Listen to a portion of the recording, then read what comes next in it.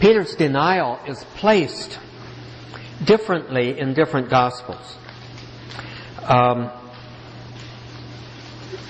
It seems to be happening simultaneous with what's going on in the chambers of the high priest, or the chambers of the Sanhedrin. In other words, while they're meeting in there and Jesus in there,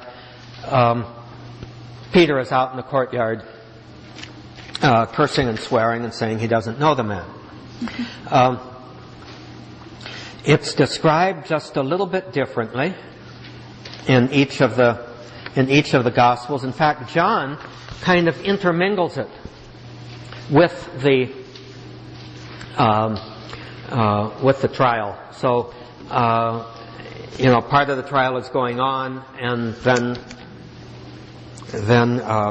Peter denies him the third time.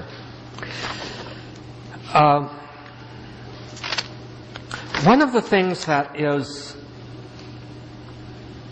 quite interesting here is that Peter's denial is told pretty much the same in all four Gospels. But the first three, Mark, Matthew, and Luke, describe him as immediately going out and weeping.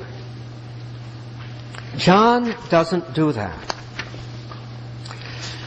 But Mark, Matthew, and Luke show Peter's repentance immediately. John's Gospel holds off until when? And he does this so magnificently and poetically. After the resurrection, there on the side of the lake, when they discover that that's Jesus cooking breakfast for them, and they come in, what does Jesus do? He says to Simon Peter, and he says it very pointedly, after the resurrection, Simon, son of John. Very human there. Jesus had changed his name to Peter, the rock, but he goes back here to say, Simon, son of John, do you love me? And he insists on that profession of love 3 times, and it's pretty clear that John is echoing there the threefold denial. Even though it doesn't look like Peter is really getting it. He's getting rather upset. Lord, you know that I love you. Well, then he carries that on into mission. Feed my lambs. So, not only is he content with that profession of love, but now, show it. Take care of my people. Feed my lambs. Tend my sheep. So, we have a scene of the repentance of Peter in all 4 Gospels. It's just portrayed in one way. He went out and wept in the first 3. And in a very striking, pointed way in the threefold question, do you love me, in John. Now, those are not in any way mutually exclusive. They're supplementary. And, we are the richer for having both of those ways of describing it. Now, I'm on page 5 at section 3 there, daybreak. The first 3 Gospels emphasize that it is morning when the chief priests and the elders reach their conclusion and then take Jesus to Pilate, the governor.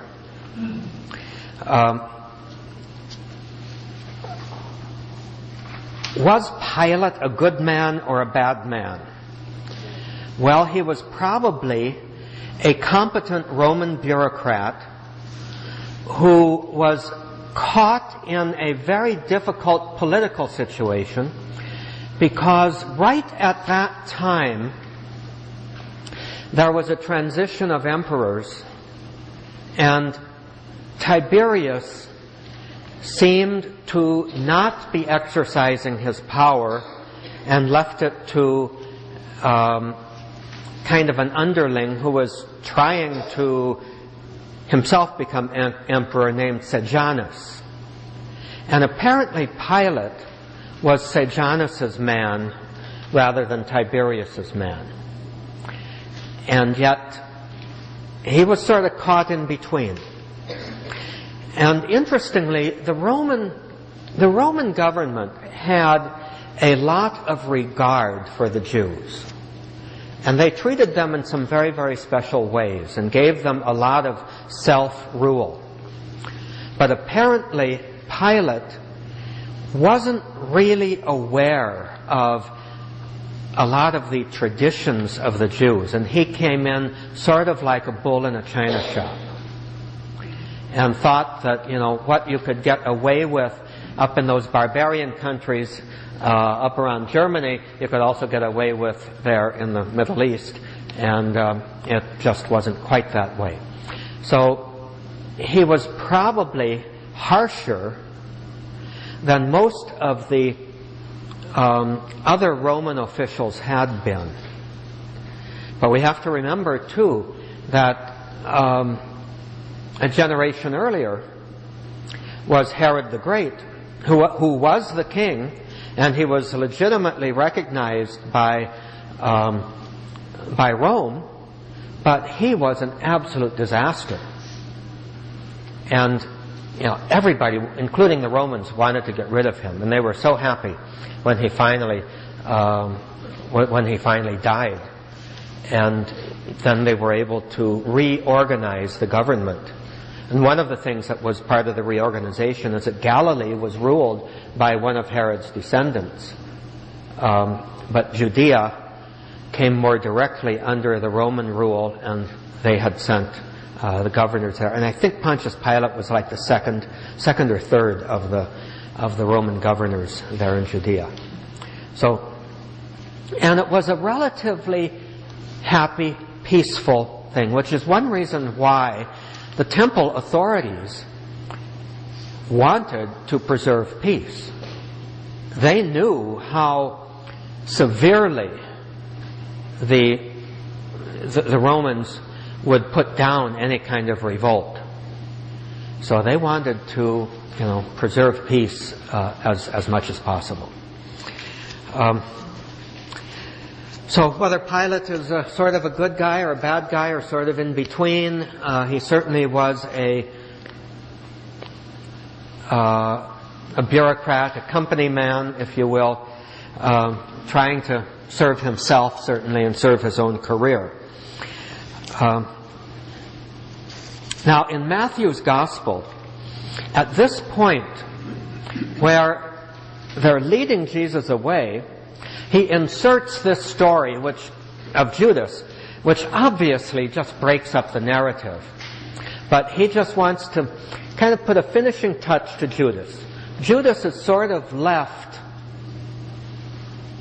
out of the picture in Mark, and left out of the picture in John. And Matthew wasn't going to write anything else after he wrote his Gospel. So he wanted closure for Judas. He puts the story here.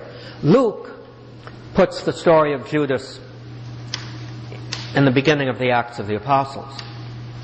But he could do that because he was writing, this whole nother book to carry on what was happening after Jesus' death and resurrection.